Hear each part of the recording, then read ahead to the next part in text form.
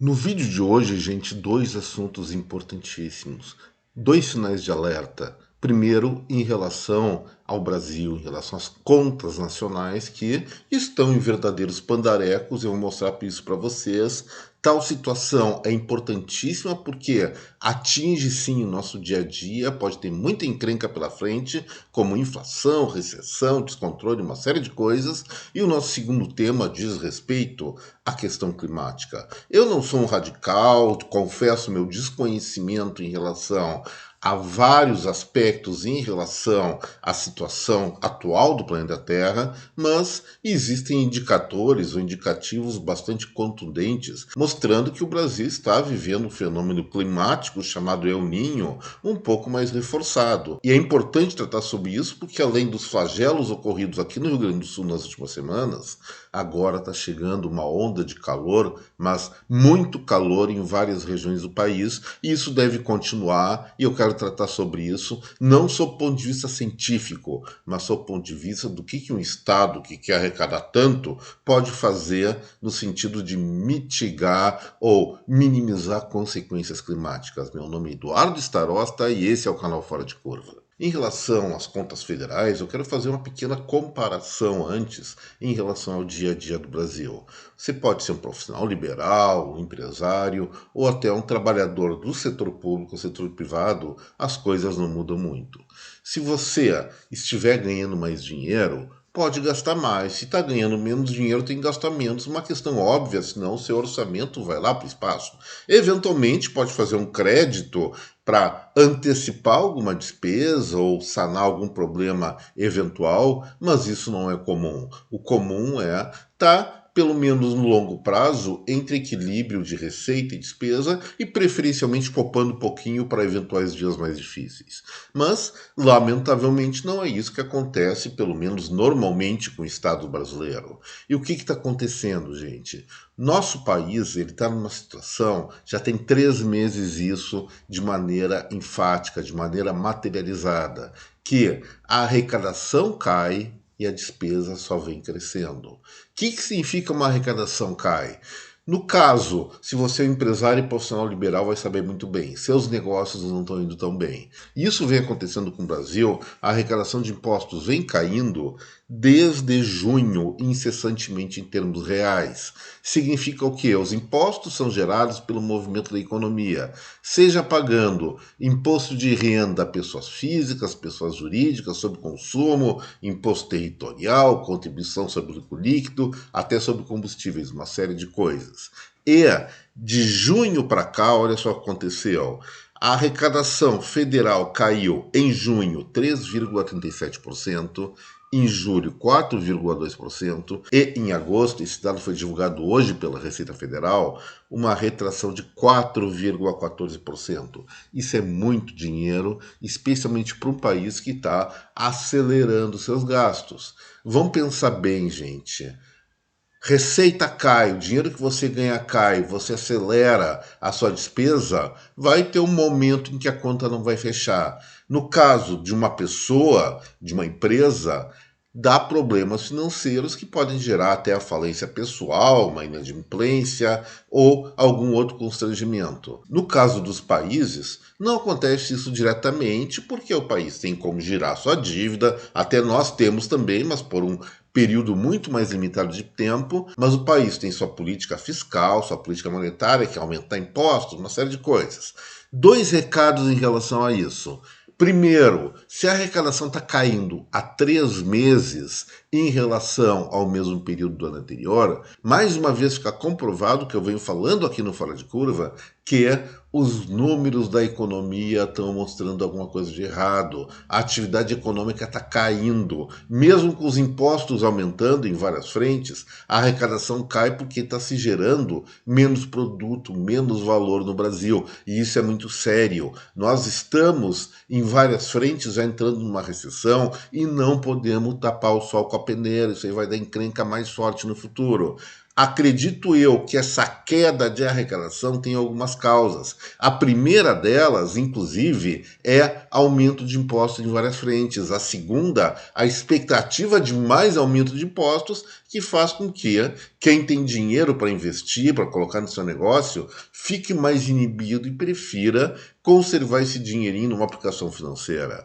Gente, isso é sério e mais sério ainda quando a gente vai ver o outro lado da conta. Então, receita caindo, que é a mesma coisa que a grana que o país ganha, está despencando. Como eu falei, 4,14% em agosto em relação a agosto de 2022. E agora vamos para o resultado entre receita e despesa. A última informação que nós temos do próprio Tesouro Nacional é que o Brasil em julho experimentou um déficit público de 30,5 bilhões de reais. Houve déficit em maio, abril, ou seja, a maior parte do ano nós trabalhamos no vermelho entre receita e despesa. E seguramente em agosto isso vai se repetir.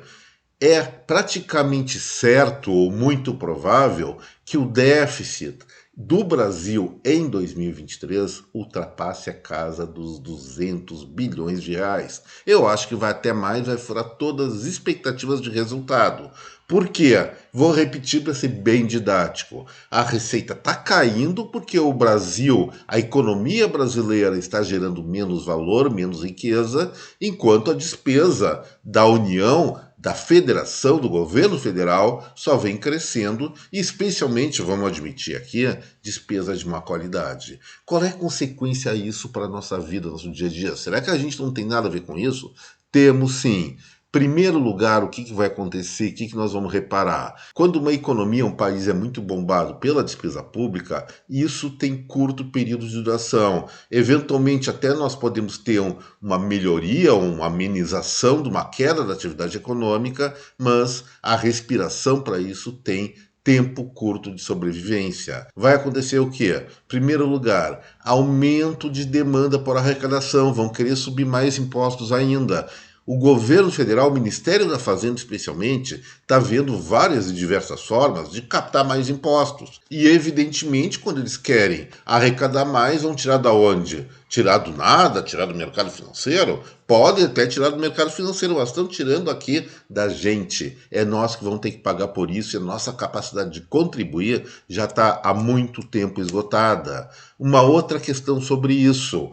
O Estado também, o governo, pode, ao invés de buscar compensar o seu aumento de despesa e queda de receita, cobrando mais impostos, que isso aí não dá certo, porque esfria a atividade econômica no nível de carga fiscal que o Brasil está atualmente, pode simplesmente começar a gastar, aumentar sua dívida, emitir moeda. Qual é a consequência disso? Inflação.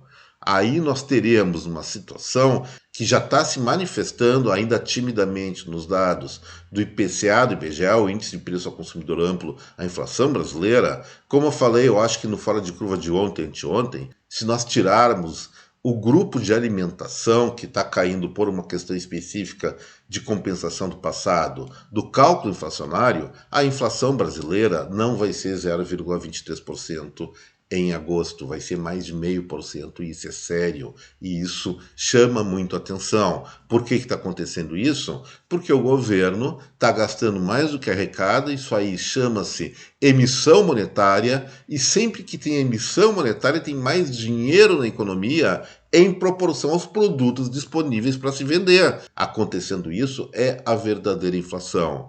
Podemos até fazer uma analogia e dizer, não é os preços que sobem, é o valor do dinheiro que cai. E aí isso está acontecendo, aconteceu com a Argentina, com Venezuela e vários países que hoje, oficialmente, a nossa diplomacia admira muito. Gente, isso é uma advertência séria, temos que prestar muita atenção. A política econômica nacional atualmente está indo para um caminho muito do furado, e se isso não for consertado o quanto antes, a encrenca, não vou dizer ainda em 2023, mas certamente em 2024 vai ser muito braba, vai ser terrível e nós vamos pagar muito caro por isso. Agora vamos direto para o segundo assunto do vídeo de hoje, mas antes eu quero lembrar vocês para deixar seu like, o compartilhamento desse vídeo, depois de assistir, é claro, e aos novos que estão vendo Fora de Curva pela primeira vez, eu reitero o convite para se inscrever no canal, que vale a pena. Nossas análises sempre são diferenciadas porque não são carregados de paixão política. A gente não quer saber de fofoquinha de um e de outro.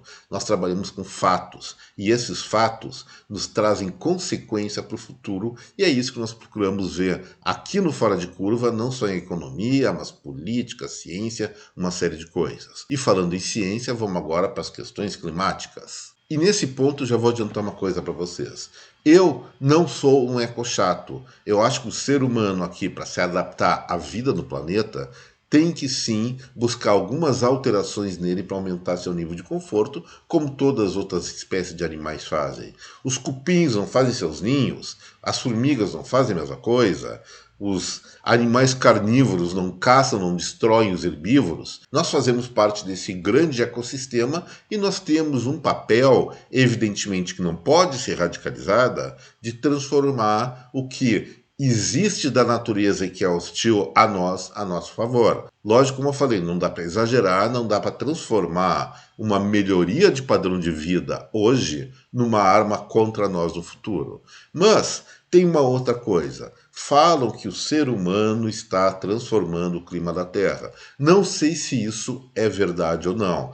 Falam na questão do antropoceno, que é a era onde o ser humano influencia as mudanças no clima do planeta, na geologia do planeta.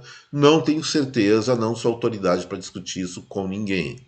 Só sei o seguinte, por alguns estudos que eu já li, várias matérias, eu tenho conhecimento, vocês também devem ter, que a Terra tem em torno de 4,5 bilhões de anos e desde que nasceu o Sistema Solar, a alteração climática é a única certeza que nós temos. Só para pensar, gente, dentro do nosso planeta existe um núcleo que é uma coisa incandescente, está pegando fogo lá dentro, gera aquecimento, gera movimentação, pelo que eu sei, das tais placas tectônicas que provocam terremotos, erupções, uma série de coisas. Então, o clima terráqueo, o clima terrestre é uma coisa dinâmica. O ambiente de 100 mil anos atrás não é o ambiente atual e daqui a 100 mil anos, daqui a 1000 anos vai haver diferença sim. Se nós somos culpados disso nesse momento, realmente não sei e nesse momento é secundária essa preocupação. A minha preocupação é o seguinte...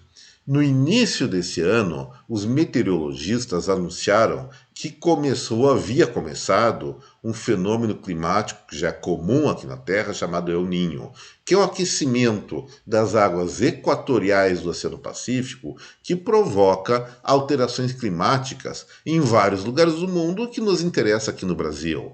Por exemplo, as enchentes que ocorreram, os anticiclones polares que aconteceram na região sul aqui do nosso país e que geraram milhares, dezenas de milhares de flagelados, é um efeito desse El Niño. E naquele momento, início do ano, falaram, olha, o El Niño que está iniciando agora em 2023, ele é mais forte, vai provocar mais problemas climáticos aqui no Brasil. Nós podemos lembrar que há poucos dias nós tivemos grandes enxurradas aqui no Rio Grande do Sul, onde eu estou, e nesse momento muitas pessoas devem estar passando um calorão a partir do Paraná até Tocantins, também por causa desse efeito climático. Gente, instabilidade assim pode até ser prevista com alguma antecedência. A meteorologia evolui muito nesse sentido, mas não está tão preciso assim dizendo que a chuva vai cair exatamente naquele ponto do Vale do Rio Taquari, envolvendo comunidades como Encantado, Mussum, Rocaçades, que foram as principais atingidas no Rio Grande do Sul. Isso eu não sei se as previsões de clima têm poder de ver com a devida antecedência. A questão é a seguinte: nós sabemos que existe essa instabilidade que deve durar por mais alguns anos. E se nós sabemos que existe esse problema, evidentemente deve haver, aí sim, eu faço questão de dizer, isso é função do poder público, deve haver algumas prevenções e algumas formas de minimizar os efeitos de catástrofes ambientais. Aqui no Rio Grande do Sul, como eu fiquei acompanhando mais de perto, até algumas ações muito bonitas. Aí eu destaco muito, trazendo a brasa para o meu lado, que eu sou diretor, a Associação Comercial de Porto Alegre fez uma super mobilização em termos de agasalho, em termos de mandar dinheiro para a recuperação das comunidades atingidas. Várias empresas de construção também se mobilizaram, entidades de classe.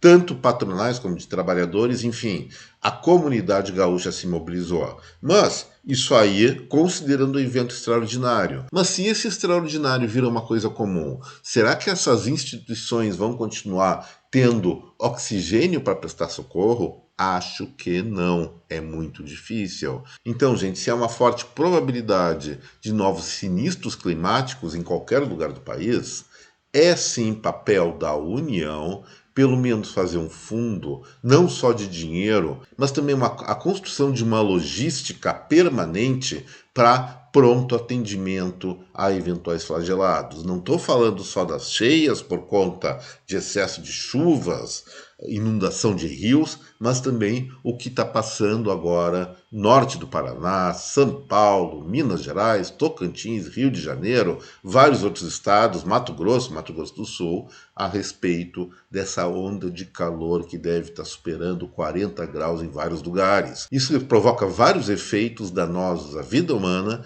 e, sabendo que isso pode acontecer, evidentemente, o pior pode ser evitado. E é nesse sentido que é importantíssimo que os estados, especialmente a União, coloque ou disponibilize nesse momento gastos produtivos, no sentido de, lógico, não havendo roubalheira, de pronto atendimento, como eu falei, a comunidades atingidas por tais desastres por conta do El Niño. Lembrando, normalmente esse fenômeno climático, ele não é só de um ano para outro, ele dura de 3 a 4 anos. Então vamos nos preparar, porque quanto melhor for a preparação, menor o sofrimento da sociedade brasileira. As discussões políticas a respeito disso, que se é culpa do ser humano ou não, agora, como eu falei, é secundário. Temos que estar preparados, sim, para evitar a miséria humana. E eu vejo isso como um papel emergencial do Estado, que deve durar pelo menos 2 a 3 anos. Gente, o que eu tinha para falar era isso. Espero que vocês